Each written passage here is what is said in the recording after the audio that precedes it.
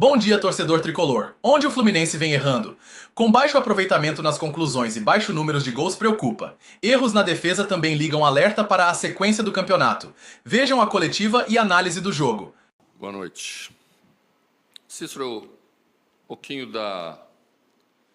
do jogo em si, os números mostram uma paridade no jogo final. Tá? 51 contra 49 de posse é um equilíbrio. Quase 50-50 para os dois lados. Conclusões, 13-12. A gente teve uma a mais. Aproveitamento do Botafogo foi melhor nas 12. Teve 50% em direção ao gol. Nossa foi mais baixo. Então, tecnicamente, ainda não estamos no nível, né? Eles estão mais acostumados ao gramado deles. A gente cometeu alguns erros técnicos que visivelmente é por falta de familiaridade. Cobramos um escanteio que a bola nem subiu, né? Achei que foi um bom jogo das duas equipes.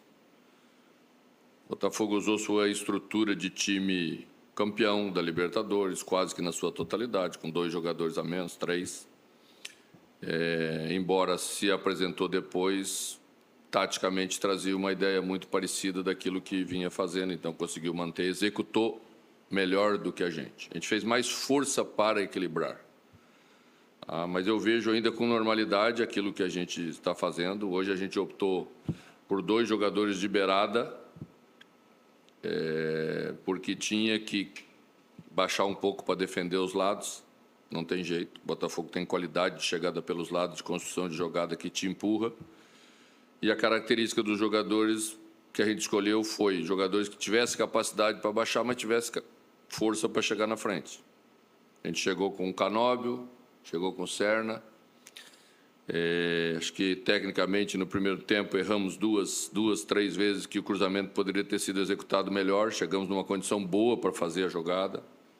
Acho que tivemos uma penalidade máxima a favor, de novo, que o juiz não marcou. Se você sai na frente, pode mudar o jogo. Jogos iguais, clássicos, eles têm esse histórico. Mas eu não tenho que sair daqui envergonhado com o que a equipe fez, não. Eu tenho que sair daqui convicto de que nós temos que continuar melhorando e vamos melhorar.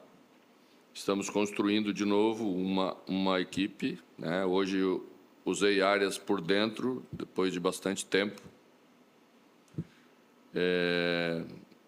Muda um pouco a característica do meio-campo. Ele sustentou bem, até me surpreendeu positivamente da maneira como levou essa bola para o ataque. Mas penso que jogar sempre com 2 pontas abertos não é uma ideia, porque falta complemento de jogada, falta aproximação para colocar a jogada com mais qualidade, para a gente fazer uma chegada na área mais qualificada para transformar essa boa posse de bola, essa boa chegada que tivemos à frente num perigo maior para o adversário. Mas a gente sabia que o jogo era grande, sabia que ia ser um jogo parelho pela qualidade que o Botafogo tem. Mano, boa noite. Você, como um treinador muito experiente, já lidou com garotos ao longo de toda a sua carreira. E você falou muito sobre essa questão dos garotos que estão com 17 anos, subindo agora, entrando no time. E o Riquelme hoje entra e muda muito, tanto a característica do time quanto o ânimo do time, né? Sofre o pênalti do empate. Como dosar para botar o garoto no momento certo, não exagerar, e como fazer isso de forma tranquila para que ele se adapte ao profissional tão novo? Bom, eu acho que a resposta de Riquelme ela é muito boa nesse curto espaço de tempo, assim como Isaac. Riquelme vem se destacando mais porque é um jogador do lance individual, né? O que a gente tem feito? Como eles têm uma defasagem física bem significativa, de 17 anos, e os 2 têm uma massa muscular ainda muito baixa, a gente tem procurado colocá-los num segundo momento do jogo, onde essa diferença se diminui, pelo desgaste dos demais. Tá? Foi isso que fizemos hoje. Se você estabelecer e der uma olhadinha na característica dos jogadores da outra equipe, você vai ver que tem muita força física, tem muita coisa que quando você coloca no igual para igual, você perde a grande vantagem que você tem da qualidade do jogador como é o Riquelme. Então, estamos tentando dosar isso. O treinador não pode querer dosar muito, né? Porque senão é ele que é o burro, né? E a gente não é. Mas as pessoas lá fora não entendem que esse é um processo, que a gente tem que cuidar, que a gente não pode deixar para os dois jogadores tão jovens a responsabilidade de resolver os problemas do Fluminense, porque senão daqui a pouco eles serão questionados. E é tudo que a gente não quer. Querer aproveitar bem essa chegada deles aí. E eu acho que eles estão respondendo bem. Quando o time estiver melhor, provavelmente vão responder melhor ainda. Mano, eu percebi que você queria até aproveitar no meio de campo as características do John Arias, que é um jogador que tem um bom passe, é um jogador que tem visão, mas, particularmente, você ao perder o Ganso, você perde o Renato Augusto também, aí você tem uma ideia mais ou menos do Lima, mas o Lima ele pode até jogar nessa posição, mas eu acho que ele joga um pouco mais para frente. O Arias vai ser, até você tiver, se você tiver condições de botar o Lima, esse cara centralizador ali no meio, ele vai continuar, você vai continuar apostando nele ali, aí tu não perde um jogador de lado? É que Arias, ao fazer lado, ele entrega mais do que um ponta. E acrescenta muito à equipe essa entrega mais do que um ponta, né? Ele se junta aos jogadores de meio campo, ele se aproxima para construir jogada. Por isso que eu falo que toda vez que você opta por ponta a ponta, você tem jogada aguda, mas às vezes falta qualidade de construção. O Arias dá essa qualidade de construção juntamente com outro meia. A gente não colocou Lima porque não tinha como colocar. Ainda estamos nesse processo, né? Hoje tivemos que tirar Thiago, que pediu para sair um pouquinho antes, que a gente tinha que dosar. Arias era para ter saído um pouco antes, mas se sacrificou pela equipe e ficou até o final, exatamente porque a gente precisava tentar, no mínimo, empatar o jogo no final. Ainda essa instabilidade do início da temporada. Se você olhar em volta no país todo, você está vendo isso. É o crime que fazem com a gente nesse momento. A gente vai com 3 semanas, 4 semanas para campo, não consegue entregar um jogo que todo mundo sabe que a gente tem capacidade já para entregar, pela qualidade dos jogadores, mas tem que passar por esse processo com calma, com experiência, para não prejudicar o andamento das coisas, não perder um jogador por um tempo grande, que aí sim seria um prejuízo maior. Boa noite, mano. Cauã Tinoco, do Jornada KTO 1902. Você já comentou um pouquinho, né? E deu para ver lá de cima também que o John Arias jogou numa posição realmente diferente, um pouquinho mais centralizado, armando o jogo. Você não tem o Ganso nesse momento, perdeu também o Renato Augusto machucado. Contra o Madureira foi o Isaac jogando um pouquinho mais naquela posição ali. Eu queria te perguntar se você enxerga, nesses 2 jogos, Madureira e Botafogo, uma dificuldade do time em criar situações de gol quando tem a posse de bola, quando o adversário te deixa um pouquinho mais com a posse de bola. Além disso, também ser eficiente. A gente viu muitos cruzamentos errados ali, né? Muitos passes errados também no terço final. Tu é o homem dos cruzamentos, né? Se isso vem sendo uma coisa que te preocupa, a criação do time e também a eficiência na hora de decidir. Obrigado. Olha, quando nós jogamos e construímos nossa primeira vitória de 3-1 contra a Portuguesa, a gente teve um aproveitamento de 75% das conclusões. É um aproveitamento muito alto e raro de acontecer, né? Hoje tivemos muito baixo. Mas aí entra um pouquinho do campo, acho que para a gente ainda é um pouquinho difícil se adaptar. A gente cometeu alguns erros técnicos que não é acostumado, principalmente no acabamento de jogadas. Usamos 3, 4 bolas na mão do John, bolas boas de você fazer um bom acabamento de jogada. Acho que vem um pouquinho ainda do início da temporada. Acho que os jogadores têm qualidade, vão entregar esse bom acabamento que a equipe precisa. O que eu trabalho como treinador é para que a equipe crie chances a ponto de fazer gols, né? Fazer a bola chegar ali no último terço. E acho que a equipe levou hoje a bola até o último terço. Precisa levar mais com mais qualidade, precisa, mas acho que hoje a gente pecou um pouco mais nesse acabamento técnico do que chegar com a bola lá. Boa noite, mano. Aqui, Sidão Marina, Litoral News. Você falou sobre o calendário, né? É muito jogo para pouca data. Mas dentro desse modelo de pré-temporada ainda, início de temporada, dá para estabelecer um prazo para que você imagina na sua cabeça, dentro do planejamento, para ver o time jogando da forma que você quer dentro do gramado? E em relação ao campeonato estadual, em cima disso também, o Flu pode terminar a 4 pontos do G4 essa rodada. Te preocupa de alguma maneira? Você trata como prioridade essa classificação para uma semifinal dentro desse planejamento? Obrigado. Quando a gente fez o nosso planejamento, a gente imaginou estar entre os 4, sim. E é quase como uma obrigação dos grandes chegarem entre os 4 numa fórmula como essa, né? Não vamos entrar muito na discussão do calendário, porque acho que é um pouco chovendo molhado a gente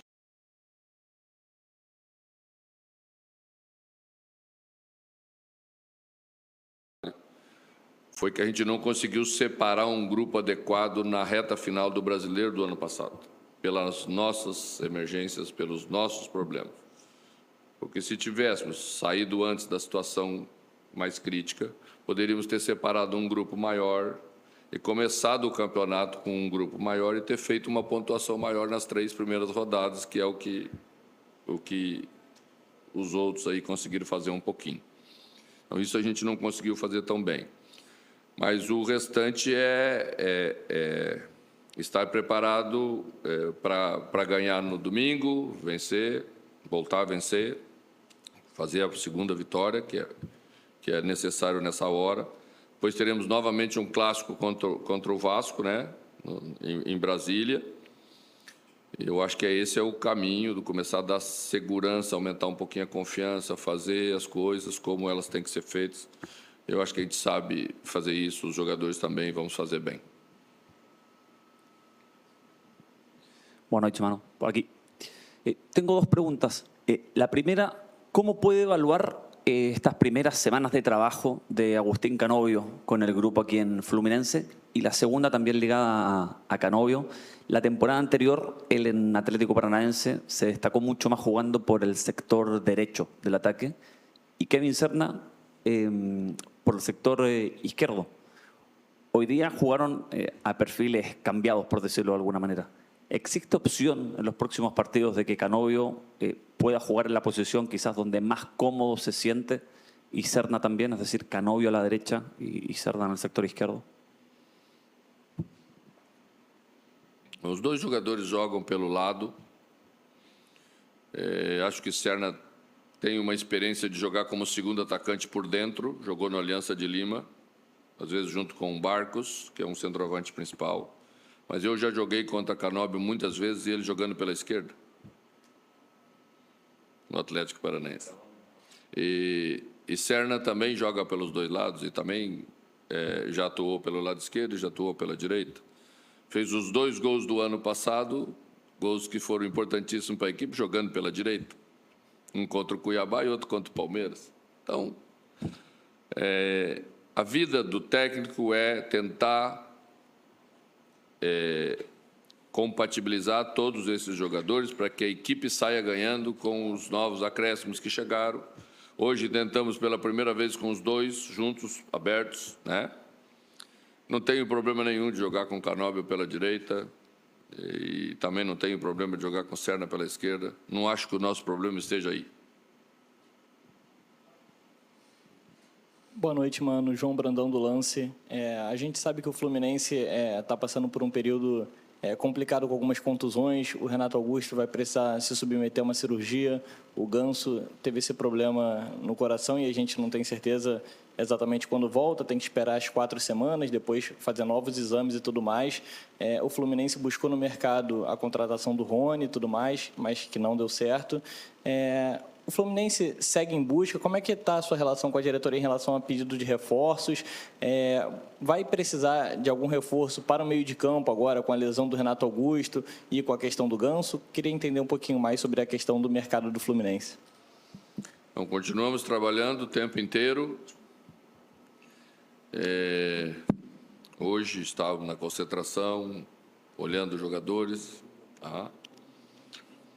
É um processo longo, difícil, cuidadoso, porque os jogadores que chegam nessa hora não podem ser discutíveis, tem que ser jogadores que chegam para nível de titularidade.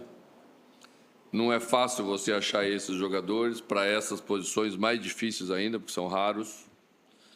E quando achamos, eles são extremamente caros. Então, tem que achar esse equilíbrio entre tudo isso, trabalhar todo dia para fazer aquilo que precisamos fazer. Continuamos assim, trabalhamos as férias todos os dias.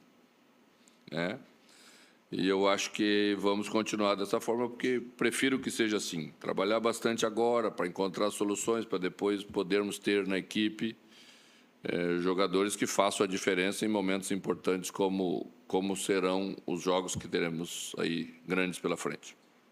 Aqui só para encerrar. Para uma pauta especial que a gente está fazendo, esse ano completam 5 anos que foi estabelecida a mudança de 5 substituições no jogo. Eu queria saber, para você, na sua avaliação, qual a sua avaliação desses 5 anos dessa regra e o que mudou na sua vida como treinador e por quê?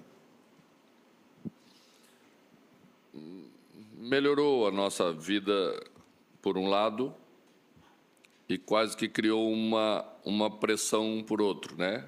Porque ninguém admite mais que não se faça 5 alterações no jogo. E, às vezes, elas não são tão necessárias.